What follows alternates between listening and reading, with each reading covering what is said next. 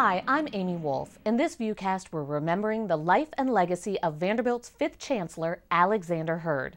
Hurd, who led the university through extraordinary growth and some tumultuous times in the 1960s and 70s, recently passed away in his home after a long illness. He was 92 years old. Alexander Hurd, the fifth chancellor of Vanderbilt University, is a scholar who came to administrative responsibilities through the discipline of teaching. He hears the challenge to truth and courage, spoken many years ago, and he speaks to his faculty with understanding as a colleague.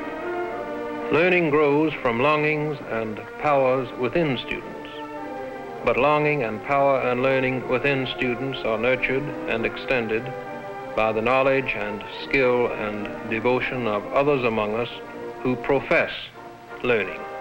Under Hurd's leadership, Vanderbilt added 3 new schools: the Owen Graduate School of Management, the Vanderbilt School of Education through a merger with Peabody College, and the Blair School of Music, which also merged with Vanderbilt. Hurd is also known for maintaining campus stability during controversial times in America's history, such as the Vietnam War. A former president of Notre Dame said, quote, "In the history of 20th century education, especially the challenging decades of the 1960s and 70s, few leaders have been as effective, courageous, ethically consistent, or influential as Alexander Hurd." You can read more about Hurd's life and legacy on vanderbilt.edu/news. I hope my doctorate to be in astronomy and astrophysics, and specifically in extragalactic and dark matter studies. I want to work for NASA, or be a professor of astronomy, just like Dr. Stassen. We've been following Vanderbilt astronomer Kayvon Stassen for quite some time here at VUCast because of his fascinating research and his impressive ability to help a diverse array of students fall in love with science.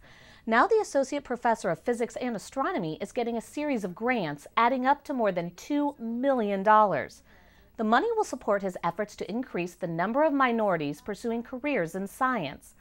All 3 grants are set to go towards the Fisk Vanderbilt Master's to PhD Bridge program, which Stassen helped create. Stassen says Vanderbilt is on track to be the country's #1 producer of minorities earning PhDs in physics and astronomy. In just 5 years, the program has attracted 30 underrepresented minorities, more than half of them women. You can learn more about the Fisk Vanderbilt Bridge program at vanderbilt.edu/gradschool/bridge. And you can read more about the individual grants and watch a VUCast video on Stassen and the Bridge program at vanderbilt.edu/news or youtube.com/Vanderbilt.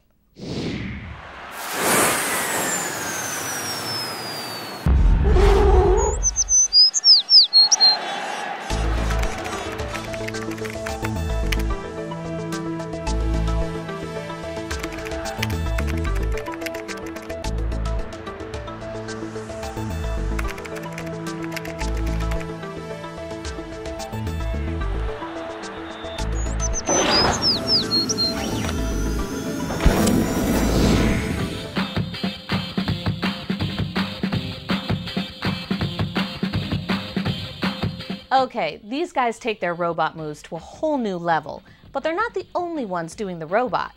In fact, the Vanderbilt Medical Center has 2 pretty impressive guys of their own. Crossing hallway. Meet Mo and Tilly. They cruise around the Vanderbilt Medical Center delivering medical supplies. These robots are programmed with detailed maps so Mo and Tilly can navigate the halls and even the elevators. We have 15 or 16 different areas that we send supplies to. It's cool, you know, everybody stops and look at it like, well, what's that? You know, where's that going?